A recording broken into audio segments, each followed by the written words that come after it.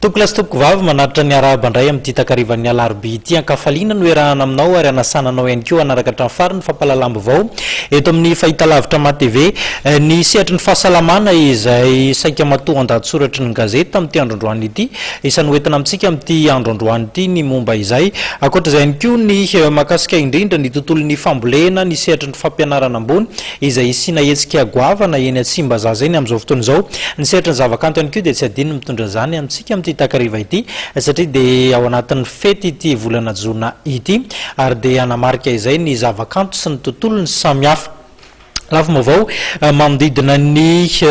zavamisy eo amin'ny mpisolovava aloha no anokafantsika ny fampalalambo vao zany amin'ity takariva ity manoloana ny filazana izay nataon'ny sekretera jeneralin'ny mpiraki-draharaha eto Madagasikara izay nilaza fa mpanova ny didim-pitsarana misy ny mpisolovava dia namoaka fanambarana androany ny holafitry ny mpisolovava eto Madagasikara mamely ny mpiraki-draharaha indray ity fanambarana no entin'ndrareo teo anivon'ny mpisolovava ity.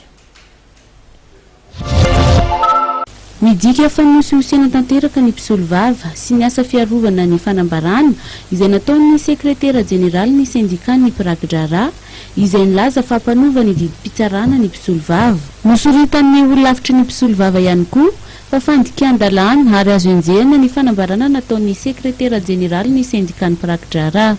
Fanalambaraka mpisolovava manerana ny nosy ary tena fandikan-dalàna mihitsy aza izay enjehan'ny artikla 23 ao amin'ny loi 2016-029 ny fehiny communication tsy malala fomba lay mpiraki-draharaha nanao an'io fanambarana io satria tsy misy solotena mpisolovava akory nefa dia fisahanya no manasoketa amin'ny tsara-drariny ny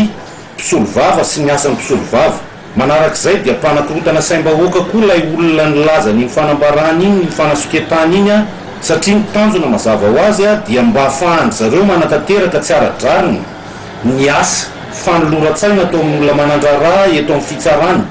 izay anisan'ny aretina lehibe manapotika amin'ny raharaha-pitsarana amin'izao fotoana izao zany zavatra zany ary indrindraindrindra tsy mahavoafeny asa n'ilay mpiraki-draharaha izay nanao any fanambarana iny. Ny holafitry ny mpisolovava dia mitaky fifanajana fampitsaharana ny fihetsika fanohitonana ny asa fiarovana ny fanalambaraka toy ny mitranga ny faran'ny herinandro teo. Tsy manaiky koa izay ato amin'ny lafitry ny mpisolovava ny fanatanterahany olona hafa ny asa izay tokony sahan'ny mpisolovava ato anatin'ny fitsarana. Mampafantatra ny vahoaka malagasy koa izay fa ny mpisolovava irery ihany no tokony ho atonina sy navelan'ny lalàna anatanteraka ny asa fiarovana eto anatrehan'ny ambaratonga mpitsarana rehetra. Ary farany ny holafitry ny mpisolovava dia mbola manamafy hatrany